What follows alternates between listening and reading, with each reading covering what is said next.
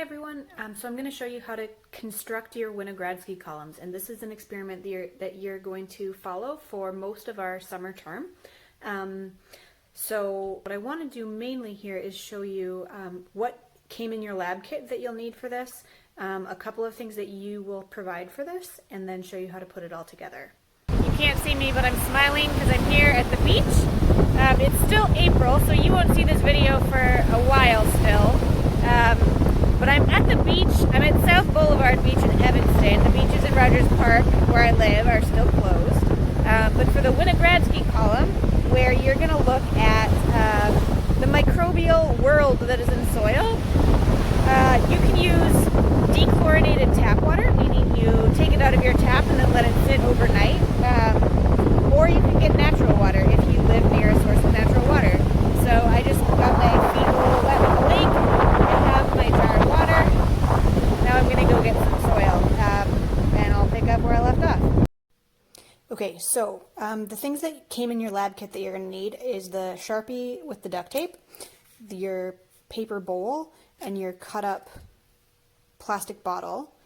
You also had an empty sandwich bag. So mine's not empty anymore because I put soil in it, but you'll need that.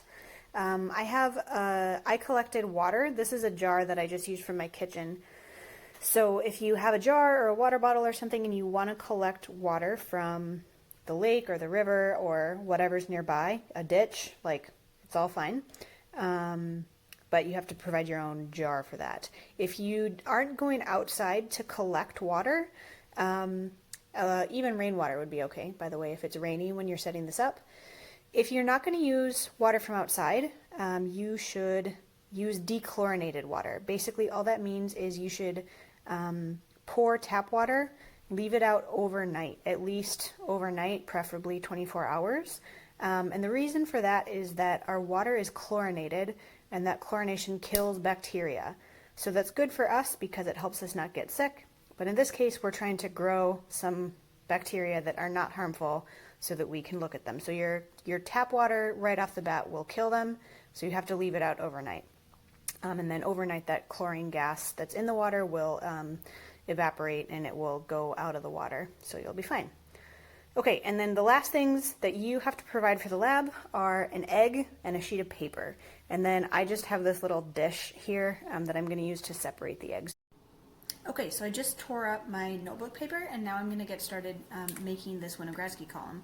So the first thing I'm going to do is take my plastic bottle and estimate about a quarter of the way from the bottom. I'm going to say about right here, and I'm marking a line there with my Sharpie. So you can, it's hard to see, I guess, that line. There you go.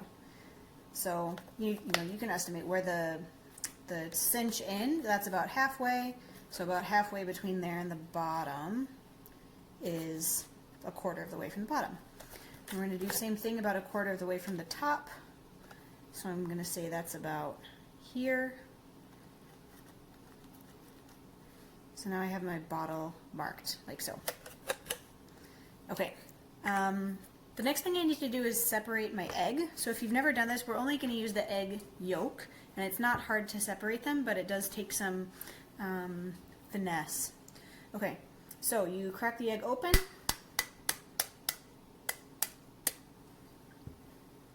That'll be easier when you're not holding your cup up with one hand.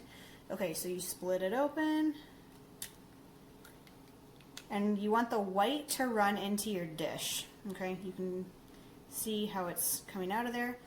And sometimes it'll just fall off. Sometimes you have to convince it. And if you can't get it to go, you can just pour the whole thing into the other half of your eggshell. So it's really important when you do this to try to preserve as much of the shell as you can. You don't want to break it into 100 pieces. So you can just keep pouring it back and forth, like so. And that looks like about as good as it's going to get for me.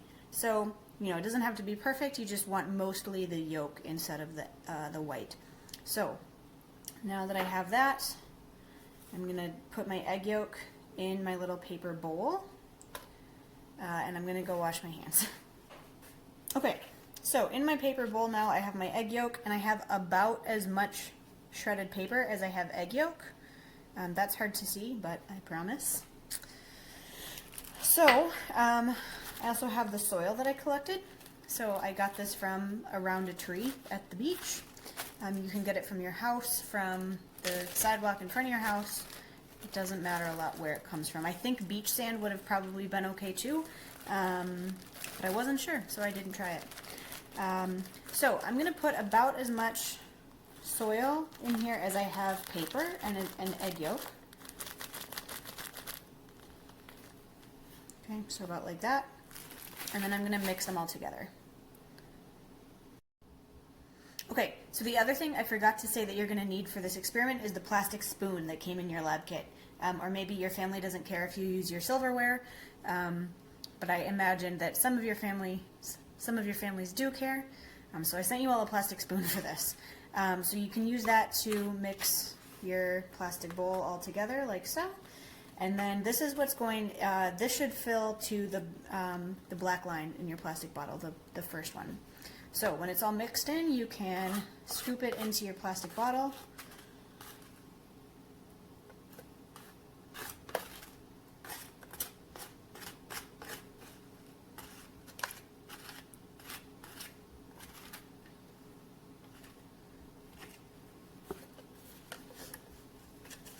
Here's mine. That wasn't nearly enough.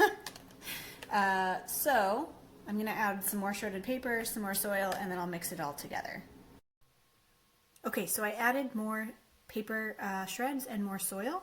Now the last thing I'm going to do is, we really want the egg yolk to be mixed into this whole bottom layer. So I'm just going to mix this around inside the bottle a little bit.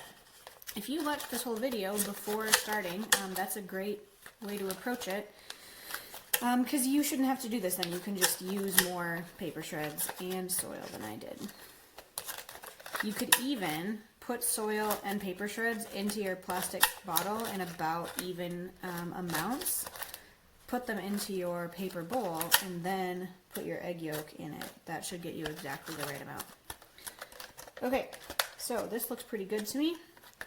The next thing I'm going to do is add the rest of my soil. So our soil is going to go up to the top line.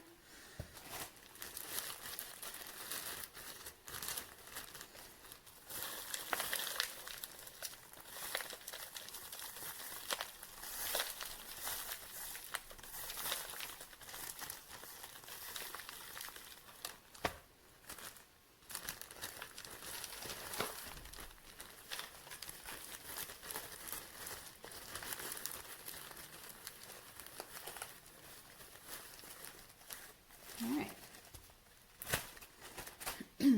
so here's my bottle of soil. You can probably can't, there's my black line.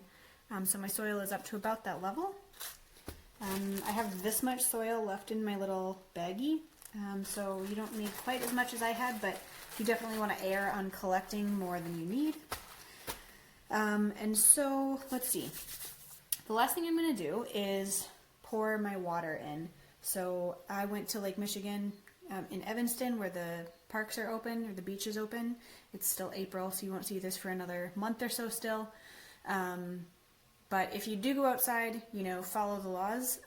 Wear a mask if masks are still a rule at that point. In Chicago, the lakefront is closed, but if you live near the river, you can certainly go to the river. Or if you live near Evanston, you can go to Evanston. If you live near another suburb where they haven't closed the lakefront yet, you can do that. Otherwise, rainwater, gutter water, like any water you can find outside is fine. Or, like I said, dechlorinated water.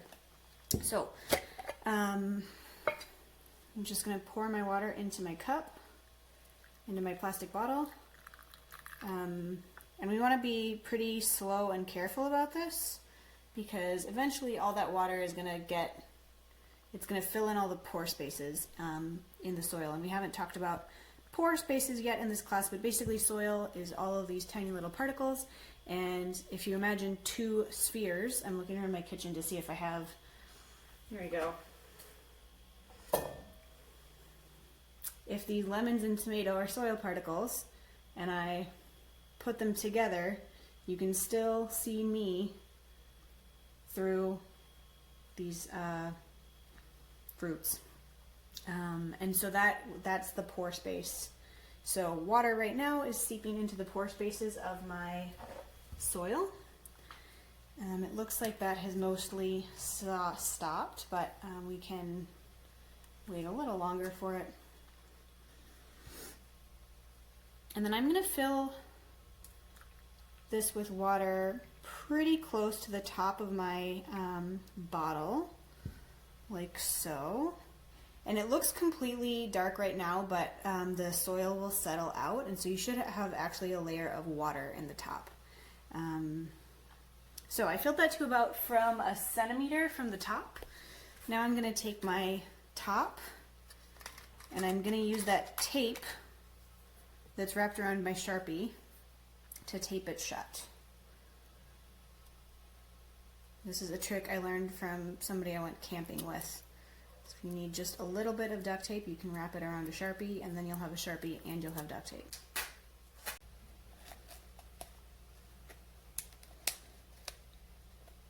Alright, well, it looks like I didn't actually wrap enough duct tape around the Sharpie, so before I wrap all of your Sharpies, I will make sure that I get enough. But ideally you want this duct tape to go all the way around the bottle, because you want it to keep the water inside the bottle in case it falls over or anything. However, you do not want these bottles to be perfectly sealed, because these microorganisms that we are going to be observing are going to produce gas, and if the bottle is perfectly sealed, you get an explosion. Not like a movie explosion with fire, but still, because of what we just put in this bottle, it's going to be a huge pain. You'll be unhappy. So once you have your duct tape on and you think it's pretty secure, the last thing you want to do is make sure that your cap is it's on, but it's not tight, right? Because we don't want any explosions. So there's your Winogradsky column. We're going to be watching these over the next 7 or 8 weeks for the course of the whole term, basically. Set it someplace in full sunlight, because some of the microorganisms in there will need the sun. Others are better protected down at the bottom, away from the sun. So that's it. Thanks.